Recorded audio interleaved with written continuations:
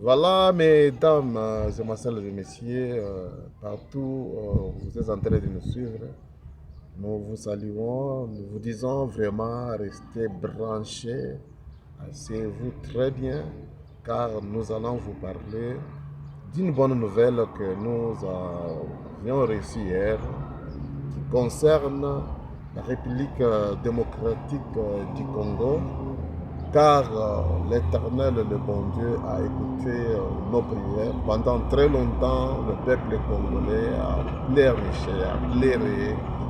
On avait beaucoup de douleurs, on a perdu le nôtre. Nous continuons toujours à perdre beaucoup de gens. Et nous venons de constater que, bien que nous avons des douleurs, mais toutes ces activités de revendication qui ont eu lieu la semaine passée et l'autre semaine n'étaient pas en vain, car il y a des signaux forts qui nous font dire que l'Éternel est en train de nous écouter. Nous allons tout d'abord vous parler, vous tracer quelques lignes qui ont fait à ce que l'ONU, hier, a pris la décision de dévaler, a pris la décision d'exposer le Rwanda, a pris la décision d'étaler presque toutes les preuves possibles qui démontrent noir sur blanc, d'une manière explicite, que l'armée rwandaise est derrière le M23. Il y a même eu des footages, ce que vous appelez les supports médiatiques, qui ont été mis sur la table hier pour montrer noir sur blanc que le régime de cet homme sanguinaire, Paul Kagame, est en train de flotter sur son déclin. Nous avons vu 32 personnes qui sont mortes lors de ces activités de réclamation, de revendication de droits à l'est de la République démocratique du Congo, au nord Kivu, sud Kivu, partout là où vous avez vu dans nos précédentes émissions. Alors hier, comme une surprise, on a vu que l'ONU vient de reconnaître officiellement l'engagement du Rwanda dans toutes les opérations qui se passent dans notre territoire. Qu'est-ce qui a fait que l'ONU puisse exposer le Rwanda? Nous avons vu tout d'abord par l'entremise de notre ministre des Affaires étrangères, Lutondola, qui a presque tout étalé lors du Conseil international de sécurité en Amérique. Je crois que c'était le 2 juillet, devant toutes ces grandes puissances qui ont joué de l'hypocrisie, et ils se sont décidés de prolonger encore l'embargo en armement contre la République démocratique du Congo. Nous avons pleurniché, nous avons pleuré, nous nous sommes dit que qui pouvait se faire avocat de la République démocratique du Congo? Bien sûr, on a vu la Chine et la Russie qui se sont opposés. Ils se sont donné le luxe de nous appuyer. Ils ont voté contre.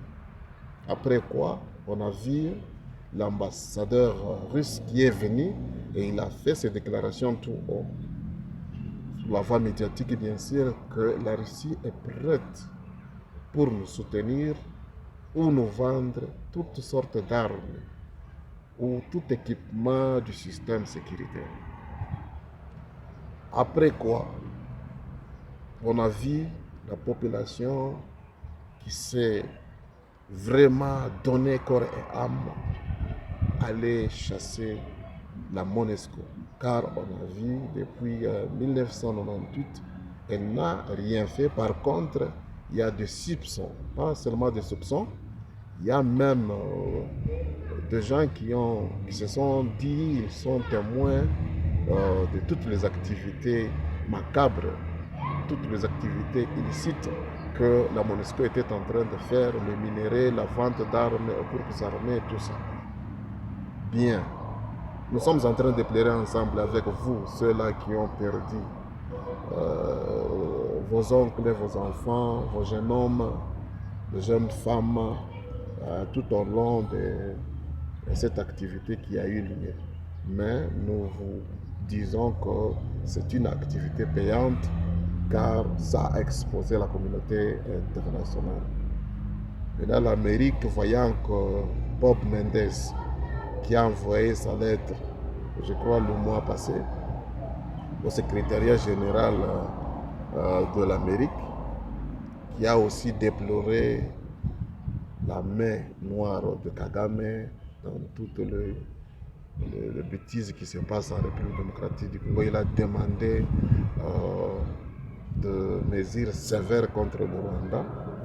Eh bien, récemment, on a vu encore une troisième personnalité russe qui a visité quelques pays africains. Maintenant, les Américains ont compris que nous risquons de perdre les Congo. Car je dois vous dire et vous avouer qu'il n'y a pas un pays qui est riche en minerais, en tout, comme la République démocratique du Congo sur la planète Terre.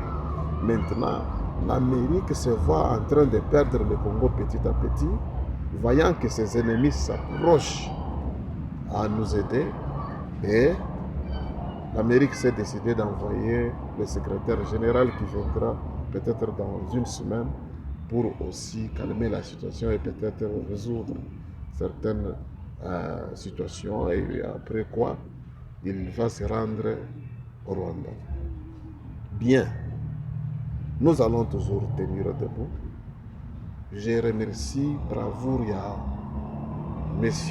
Batilogwebo, même si je ne partage jamais la même opinion avec lui, mais l'homme s'est donné le luxe d'exposer le mal.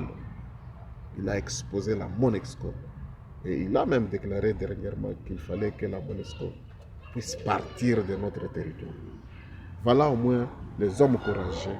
Notre chaîne est là pour des gens qui font des exploits, pour des gens qui parlent en bien, qui contribuent au développement du pays, quelles que soient leurs origines, quelles que soient leurs tendances politiques. Car la situation dont la République démocratique du Congo est soumise n'est pas ou n'appartient pas à un parti politique où ça ne demande pas un effort personnel, ça demande un effort commun de tous les Congolais. Merci beaucoup, ma famille Nyonso Oyo Eperetraki, Bandeko na Bango. Laisse-moi vous dire qu'ils ont accepté d'écrire l'histoire de la libération du Congo avec leur sang. On ne peut jamais les oublier. Ils vont rester dans nos cœurs. Longunya et Panabino, vous avez montré que l'Est de la République, Bazana amour et Akosakarate. Merci, merci beaucoup. Nous allons nous revoir encore dans nos prochaines émissions. Ciao.